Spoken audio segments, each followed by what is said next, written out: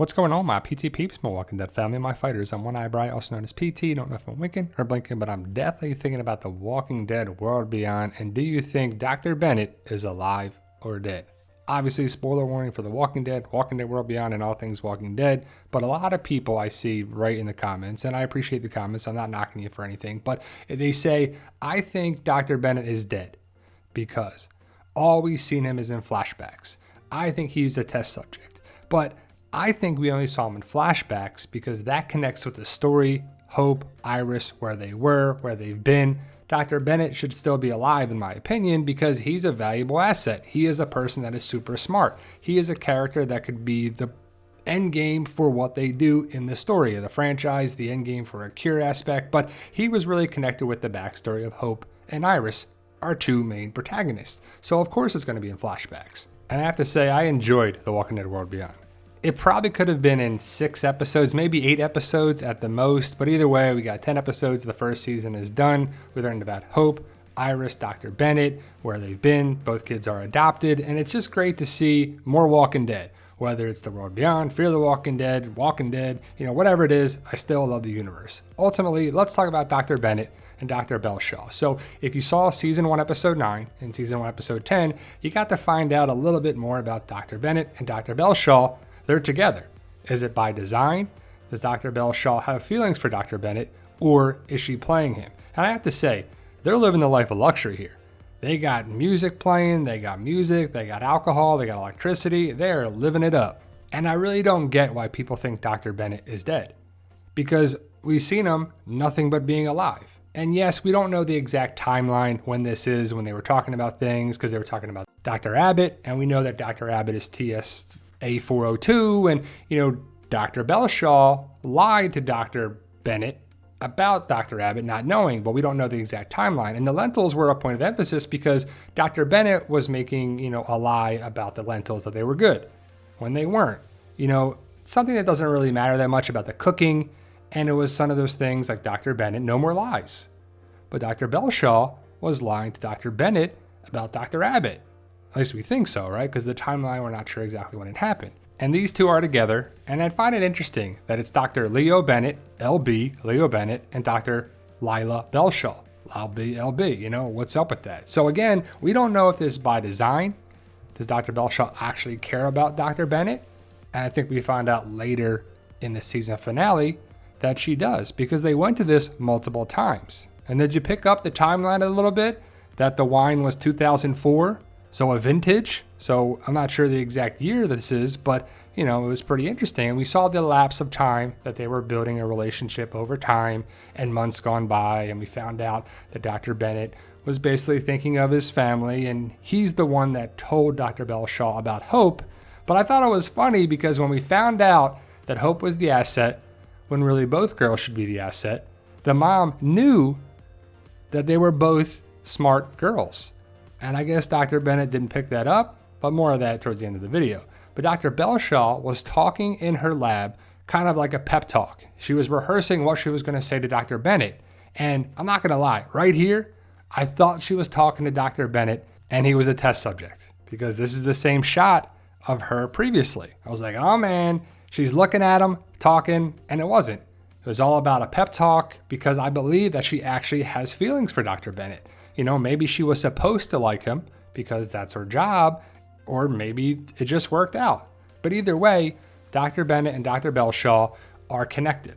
And I don't know what's going to happen with these characters, but I feel like both are alive because they're two scientists, very smart people, and the Civic Republic values that.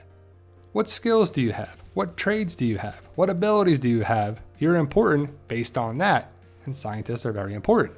But she gathers up her things and she has her pep talk and she's ready. And she's sitting on the couch and she's like, can I tell him? Should I tell him? Something's clearly bothering her. You can see it in her body language. She's not really talking. And Dr. Bennett's picking it up. He's like, what's wrong? What's wrong with you? And then she looks at him and she wants to say it, but she doesn't. And that's the turning point here, right? This is the big moment right here in this conversation with Bennett and Belshaw. What's going to happen?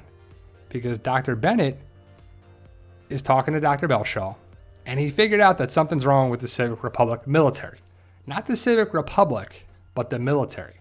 And this is a huge turning point because what happens after this conversation? Because again, Dr. Belshaw does not tell the speech that she was going to say about Hope coming there and the things she rehearsed. And Dr. Bennett says a whole speech about the Civic Republic. It's important to both of them. But he's basically recruiting Dr. Belshaw for some task against the military. So what will she do here? We don't know because the season ended.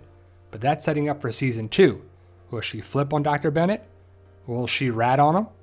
Will she help him? We just don't know, but we'll have to see where it goes. And that's the whole thing.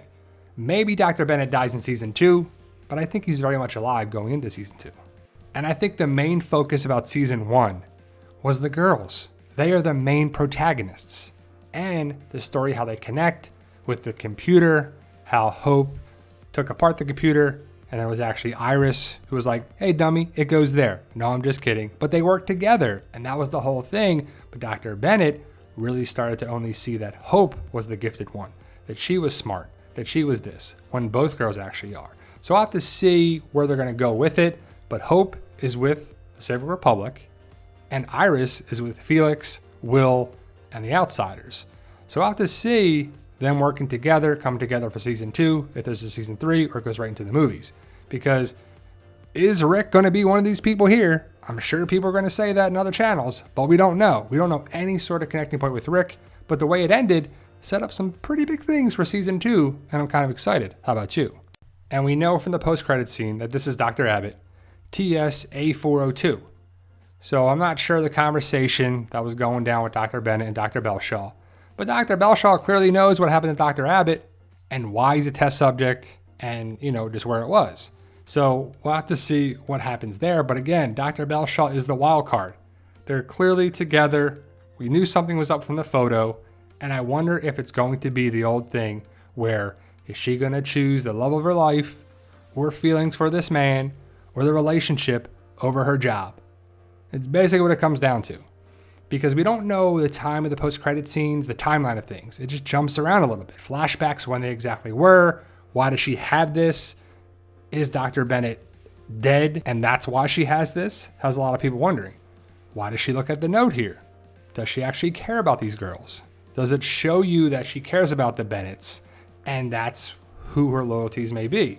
But again, she could flip against Dr. Bennett and get some information and take it to Kubelik or whoever else she wants to go to with the information. Because in the conversation, Lieutenant Colonel was probably Elizabeth Kubelik from the post-credit scene, but she said he won't be a problem and everything won't be a problem. And we know that she's doing research still, so we never saw Dr. Bennett as a walker, and we don't see any mutated walkers or evolved walkers like people are thinking about. But the fact that Dr. Bennett is one of the smartest people on the planet still, per Felix. He went to MIT, so he's pretty smart. And also the fact that these transmissions did not come from him, they came from Huck. So we found out a lot of information that tells me that Dr. Bennett is safe, that Dr. Bennett is fine. But also what's up with the will, security detail. We'll have to see where it goes, but I think it's a huge waste of a character for him to be a walker right now. Maybe he dies sacrificing himself to protect Hope and or Iris or both in a big way that the students, his kids, can take over things, can become the next wave of intelligence scientists for the future. But Dr. Bennett could be the end game too.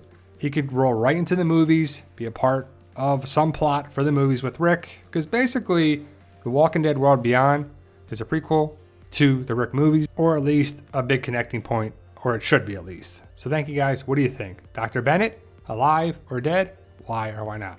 Thank you guys. Let me know your thoughts. Post your comments below. Stay safe and tell them, Daryl. We love you guys.